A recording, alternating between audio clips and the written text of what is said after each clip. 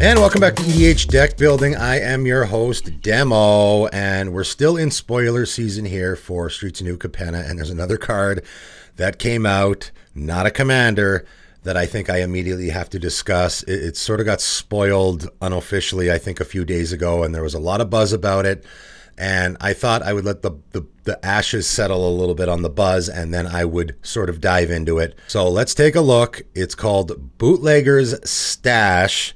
5 and a green artifact. Lands you control have tap, create a treasure token. So this for sure is a card that when you see it right away, you're like, holy crap, right? It looks really impressive, and it is. I don't want to downplay it. Well, actually, I do want to downplay it. In fact, that's exactly what I'm going to do in this video. There's already been a ton of buzz about this card. There has already been a lot of people, I think, even calling it for it to be banned. I had a lot of patrons on my Discord talking about how it's super busted and green doesn't need more of this and that. And, you know, all those are valid arguments. I'm going to give the other side of the argument because that's just what I like to do. There's already enough people out there talking about how really good cards are really good. We don't need more of that. So why not talk about why this card is maybe not as good as people think? Again, I don't want to say that it's not good. It's great, and it's going to be particularly good in certain situations, I think. However, I think, you know, treasure tokens have just really gotten this sort of, again, because of Dockside Extortionist and Smothering Tithe in particular, treasure tokens have just really, like, whenever somebody sees anything that makes treasure tokens, it's like, whoa, you know, I think there's a little bit of just initial overreaction when it comes to anything that is making treasure tokens. And as I said in my last video, there is a lot of treasure tokens in this set. Wizard of the Coast is just pouring it on with the treasure tokens in this set in particular. I guess it's thematic maybe a little bit. I have my list. I'll put the link up there again for you guys to check out for all the great cards out there for hating on treasure tokens. They're all going to be great against this card, right? So there you go. Eye of Singularity, for example. I have it in one deck currently. I think I'm going to start throwing it in a couple more because that just completely hoses treasure tokens, right? Eye of Singularity will just completely shut off a Bootlegger's Stash, right? It'll create all those treasure tokens that will then just destroy each other, right? And there's lots of other ways to do it as well. March of the Machines is another one that will just completely... In fact, March of the Machines is probably the best one because those treasure tokens, and it's funny, I just had a guy ask me about this, the treasure tokens, as soon as they enter the battlefield, just cease to exist because they're 0/0 creatures, so state-based effects will just make them disappear before you have an opportunity to sack them for mana, so it does literal nothing. Anyway, moving on to the actual card. Okay, so first of all, I'll say this, okay? And again, I'm going to talk about the downsides of this card. There's obviously lots of upsides, okay? So the first thing here is lands you control are producing treasure tokens, right? And, you know, whenever you have a land that does something that's great, however, your lands tapping for other stuff means you can't tap them for mana, right? I say this about Library of Alexandria, which is a card I think should not be banned in the format.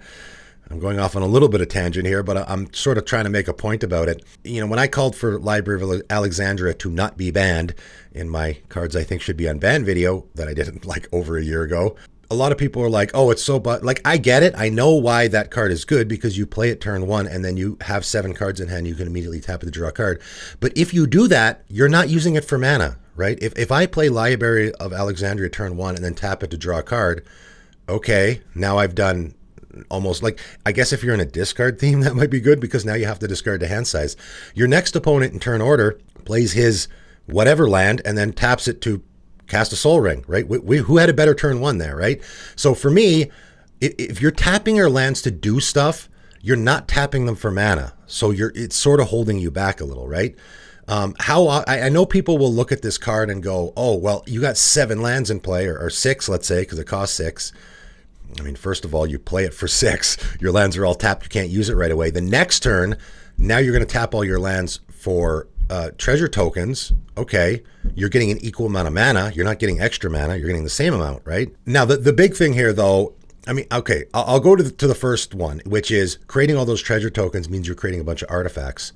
I really like that they made this card in green because green doesn't do artifacts. There's no artifact theme in green, at least unless you're doing a fringe off-color theme, right? If this card was blue, it would be way better because you could throw it in all your blue artifact decks. It would be amazing because you could just tap all your lands to create artifact tokens, which you could use for, you know, make your Master of Ethereum huge or something like that.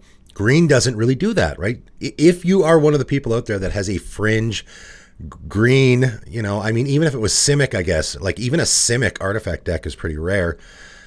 Great. You got a fantastic card to fit in your deck. Okay. So, and let's also point out that this is an artifact, right? And artifacts get destroyed really easily in the format. So 6 mana investment in a card that could get destroyed pretty quickly. And given the amount of, hype, I guess, about this card, that is entirely just like with Smothering Tithe or anything, Smothering Tithes cost 4, this costs 6. That's a lot. So, again, I'm trying to find the downsides to this card, right? It's an artifact that gets destroyed really easy. You have to tap your lands in order to make those treasure tokens. Now, the big thing here is it's great for storing mana. That's probably the best option here is now, I play my Bootlegger Stash the following turn, right? So now on turn whatever, I've got 6 mana. I play my Bootlegger Stash. I go around to my whole next turn. Now I can start tapping my lands for treasure tokens. Okay, but again, I'm going to be tapping mana to do other things, right? So I'm going to tap mana to, cast something. Let's say I cast an Eternal Witness or something. So I've used 3 mana. Now I've got 3 left. So now the lands I have left over, I can just tap them to make treasure tokens instead of just having untapped lands. Okay, that's pretty good. So essentially you're storing mana, which is what it is. There's already lots of effects that do that, right? You can have an Omnath, which does that. You can have Kruphix, which does that. I mean, Omnath and Kruphix decks have been doing that exact thing forever. Those commanders have been around for a long time. Horizon Stone will also do that, right? So there's nothing new there. And now I realize that mana is colorless. That's usually not an issue though, right? The fact that you need all the different colors of mana is not going to be, that's like, why is that ever an issue? You already have your lands that can give you the colors you need. Typically, colorless mana is all you need to cast those big spells, right? So I don't think the colorless part even matters that much. And like I said, the artifacts are a lot easier to get off the table than is an indestructible enchantment. So I think the Kruphix is already possibly a better option here. Now, again, there are fringe ways to use this card that will be really good. Creating all those tokens. If you have a Parallel Lives, oh, now I get double. Okay, doubling season, whatever. That's always the case. That's always the case with every card where, if you do it with this or if you combine it with this, it's way, way better. That's the case with so many cards, right? Kiki-Jiki is a really good card. It is a game winner when combined with certain cards, right? On its own, it's just a good card. I don't know if I would call it busted. Kiki-Jiki is just a really good card. Making a token copy of something is great, but because you can combine it with certain things is why that card becomes busted. So there's always going to be the case where if I combine this card with something else, all of a sudden it becomes really good. That's always the case, right? On its own, though, just judging this card on its own, it is, it's a good card. And again, I'm mostly talking about the downsides because people have already talked about the upsides. Like I said, I just saw a little bit about it and I saw my patrons talking about it, but I guarantee you if I went on YouTube, I could probably easily find a dozen videos of people losing their minds over this card, and probably a lot of people going, green doesn't need this. I like that it's in green. Green doesn't, like the treasure token thing, green actually doesn't do that a lot, right? Red certainly doesn't need it. Red already is doing treasure tokens like mad. So red certainly doesn't need it. Even though I would argue that Bootlegger Stash feels more like a red card. I don't want it to be in red. I don't want it to be in blue because blue does artifacts really well. In fact, white, black, and blue all do artifacts well, right? Esper Colors is really good with artifacts, so I don't want it in Esper Colors either. So I think green's actually the perfect fit for that card, right? And for all the people saying green doesn't need this, right? Exactly. It's a redundancy, right? Green already has lots of options here. You have Omnath, you have Kruphix, you have lots and lots of ramp, right? This is not a huge advantage for green because green already has lots of options in this arena, right? This is, printing another black tutor is like, okay, who cares? They already got lots of black tutors. Like we already have demonic tutor. So, it's an interesting argument when people say, oh, well, this color doesn't need more of this. Yeah, but at the same time, it's not going to break anything because that color already does a lot of that stuff really, really well. Green already ramps really, really well. So I think for me, giving it this card is not that big of an advantage. I'm certainly not throwing this card in any decks. No, not at all. I really, really, really think that people are going to shoehorn this into a lot of their decks because they think it's super good. And it is good, no question. I think all that's going to happen here, though, is if you have mana untapped, right? It's not like you're going to sit there and go, okay, well, I'm not casting spells this turn because I want to tap all my lands for treasure tokens. I mean, you could do that. And again, there are situations where you can have land like Seedborn Muse obviously is great here. But again, if I have an Omnath, Seedborn Muse is great, right? So again, we're just going to get back into that argument. There's always going to be the if you have this, if you have that scenario that's going to make a card a lot better. Of course, that's always the case. Seedborn Muse is a busted card in the format already on its own, right? So combine busted card with busted card and it becomes even more busted. Yeah, no kidding, right? That's always the case. This card on its own, I think is just, it's okay. It's a good card. You could throw it in almost any deck and it will be usable and helpful because you can, if you're not using all your mana, you can just tap your lands to create treasure. You're essentially storing the mana.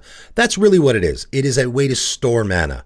Like I said, the fact that you're creating treasure tokens is not particularly helpful in green because green doesn't really do artifact themes very well. Or like I'm trying to think of again, if you were in any other color where you could like imagine this card in red and then you're playing a Magda deck, right?